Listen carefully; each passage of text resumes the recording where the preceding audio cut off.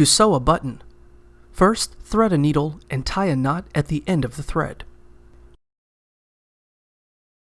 Place the button on the fabric where you want to sew it, making sure it's lined up with the corresponding buttonhole. Then, bring the needle and thread up through one of the holes in the button. Place a straight pin underneath the button, next to the stitch you just made, which will prevent it from getting stitched too tightly to the fabric.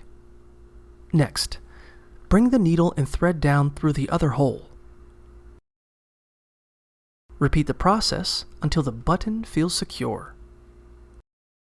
Then, push the needle and thread through the fabric.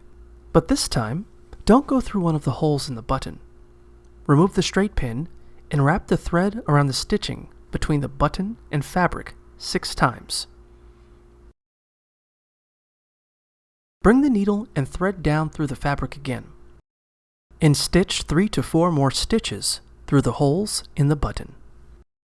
Finally, tie off the thread and cut the excess off with scissors. If you're sewing a button with 4 holes instead of 2, follow the same process, but alternate the pair of holes you're stitching through.